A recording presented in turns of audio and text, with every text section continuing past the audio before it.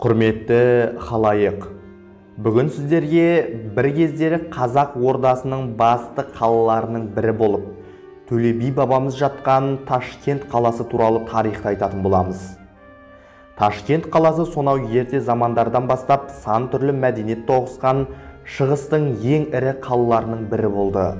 Кейбір деректерде оның бұрынғы атауы Шашкент, яғни Таскент, тас қала деп аталса, бертін келе Ташкент атауы жергілікті тілде айтыла бастады.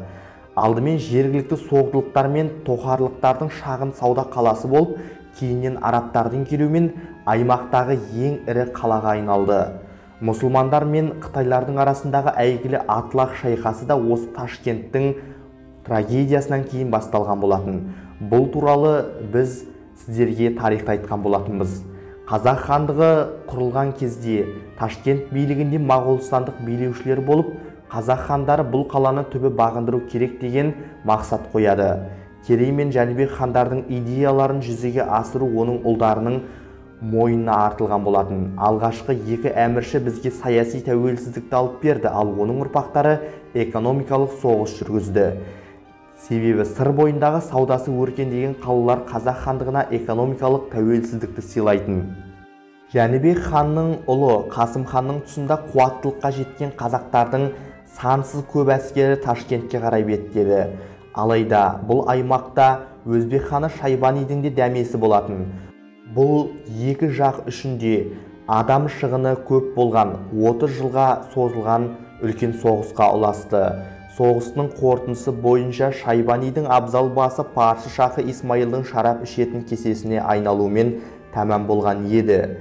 Саудасы құлдырай бастағанын көрген Ташкенттің бегі қазақ ханына салық төлеп тұруға келісіп, соғыс қимылдары осымен тыныштанған болатын.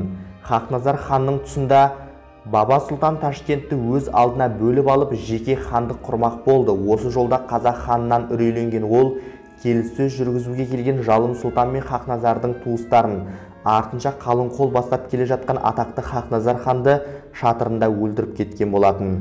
Алайда Шығайдың ұлы Тәуекел Сұлтан Бұхар қазақ әскерін бастап Ташкент билеушісін оңдырмай жеңіп, Ұлытаудың маңайында басын қағып тастады.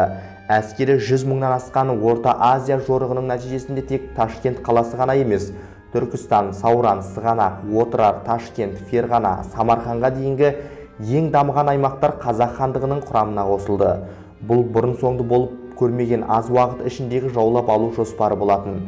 Сол замандардағы тарихи деректерде қазақ ханы осыншама үлкен аумақты қалай жаулап алды? Бұл туралы әрине сіздерге жеке тарихты айтатын боламыз. Міне осыдан кейін Ташкент қаласы қазақ хандарының қолында 200 жылдан астам уақыт бойы болып, ондағы қазақтардың саны үнемі артып отырды. Бірақ Есім хан билікке келгеннен кейін Тұрсын Мұхаммед, яғни Тұрсын ханның бүлігінің кезінде қала өз алдына жеке бөлініп, мемлекет құрмақ болды. Бірақ Баба Сұлтан сияқты Тұрсын ханның да басы шабылумен аяқталған болатын. Сөйтіп, Ташкент қаласы қайтадан қазақ хандығының құрамына қосылды. Атақты Төле би бабамыз Жолбарыс хан өлкесін, Ташкенттің билігін өз қолына алған болатын. Алайда Ақтабан шұбырынды жылдарынан кейін бұл қала қазақ билеушілерінің қолынан шығып, ондағы қазақ сұлтандары биліктен ығыстырыла бастады. Билік басына өзбек билеушілері көтеріліп, 1866 жылы Ресейдің қол астына өтті. Көптеген алаш зиялылары осы қалада болып, саяси қызметтермен айналысты. Құрметті халайық, бүгін біз сіздерге Ташкент қаласы туралы тарихты айттық. Ташкент қаласы бүгінде Өзбекстан елінің орталығы болып отыр. Ал сіз Ташкент қаласы туралы тағы қандай тарихты білесіз? Өз ойларыңызды комментарийге жазып қалдырыңыз.